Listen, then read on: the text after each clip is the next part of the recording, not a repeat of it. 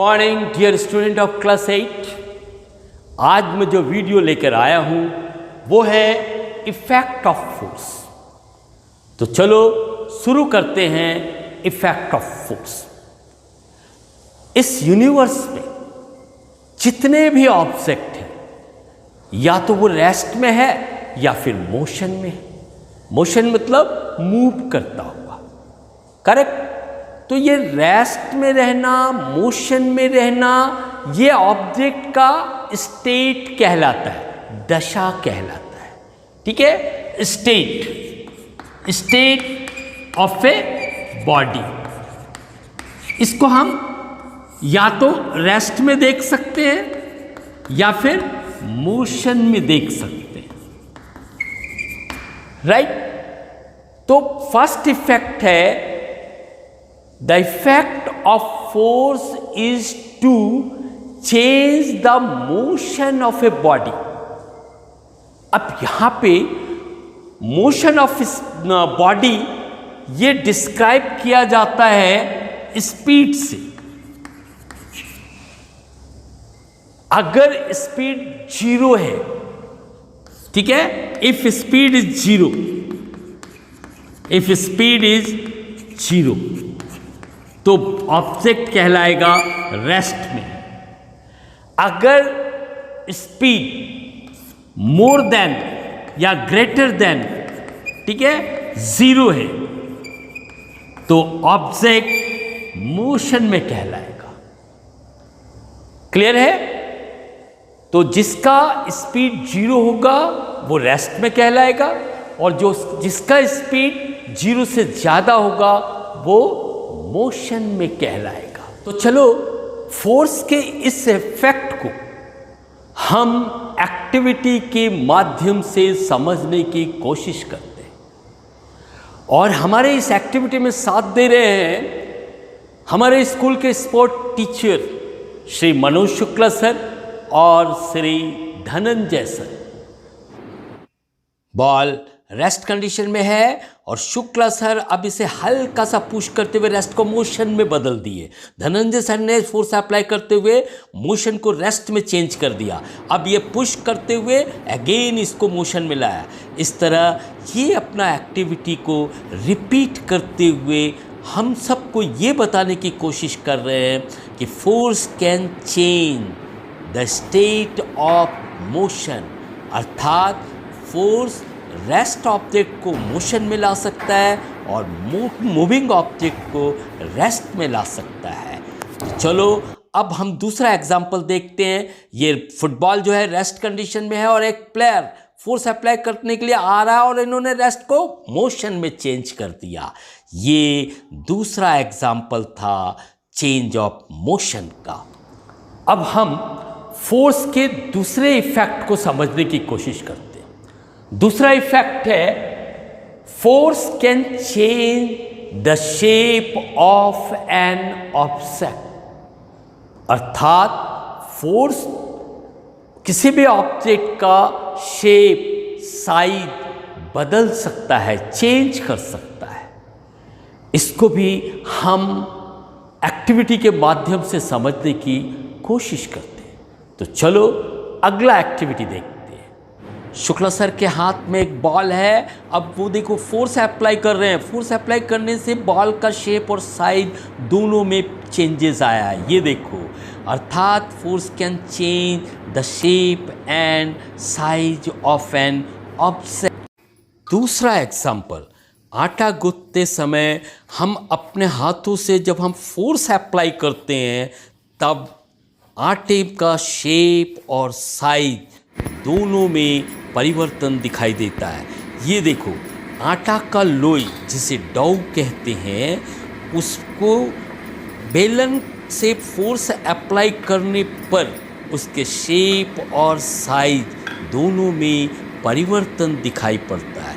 यहाँ देखो, आटा के लोई से पराठे का शेप दिया जा रहा है। अर्थात force can change the shape and size of an object. Force का तीसरा इफेक्ट है force can change the direction of motion.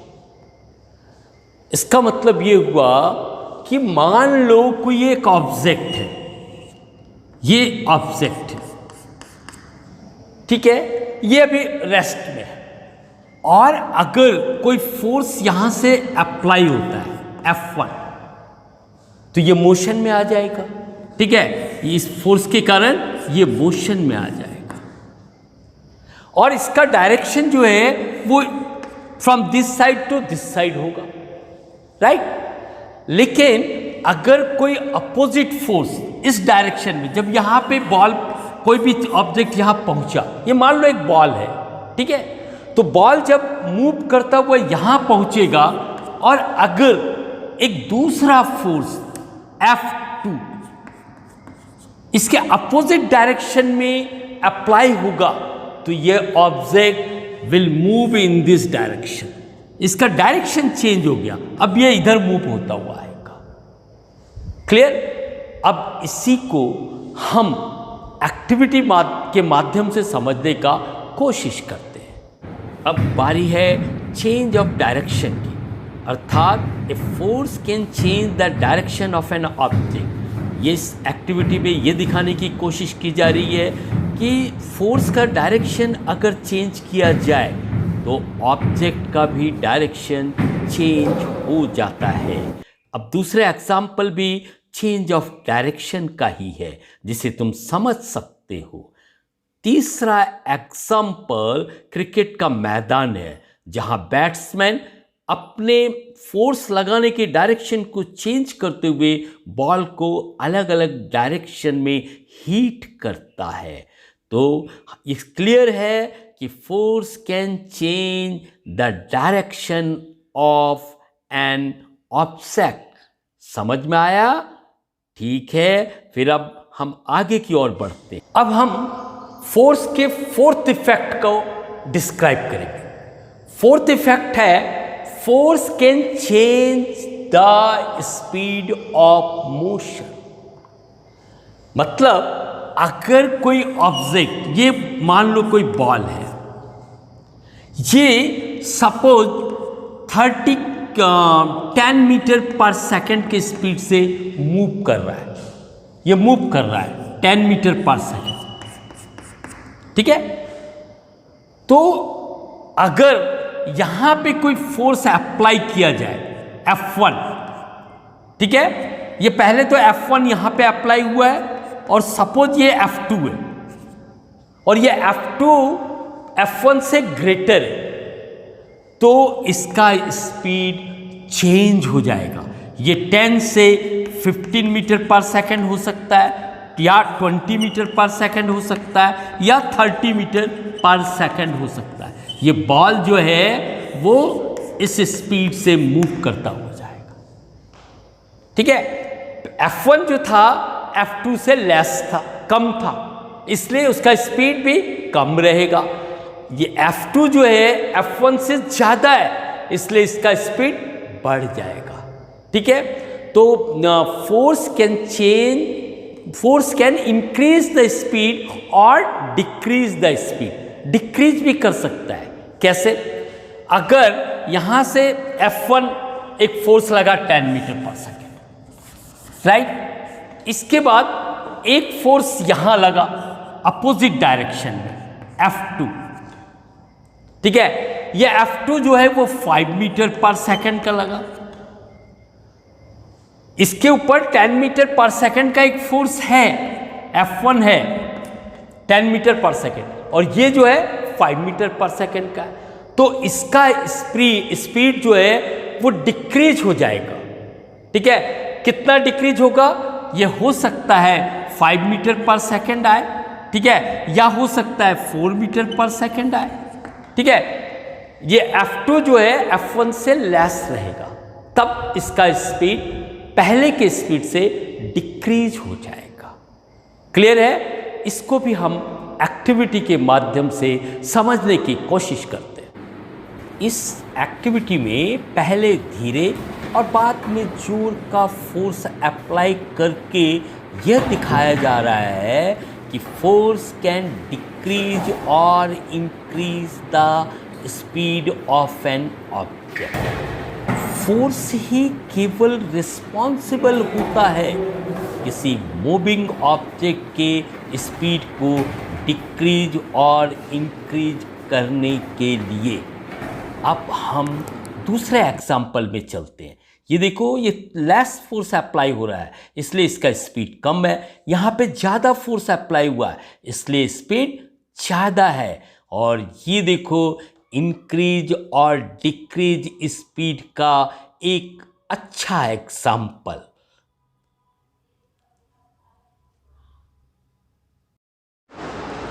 तो ये था explanation of effect of force. अब बारी आती है नोट्स का। इसके लिए कॉपी और पेन लेके रेडी हो जाओ। मैं अब नोट्स लिखाना शुरू करता हूं।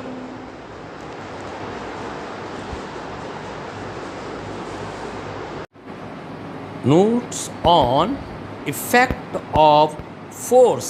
State of motion. The state of motion of an object is described by its speed and the direction of motion. The state of rest is considered to be the state of zero speed. An object may be at rest or in motion. Both are its state of motion. Effect of force are: first, a force can change the state of motion. That is, first, a force may make an object move from rest. Second, a force may make an object rest from motion. Second, force can change the shape and size of an object. Third, a force may change the direction of motion of an object. Fourth, a force may increase the speed of an object if it is moving. Fifth, a force may decrease the speed of an object if it is moving.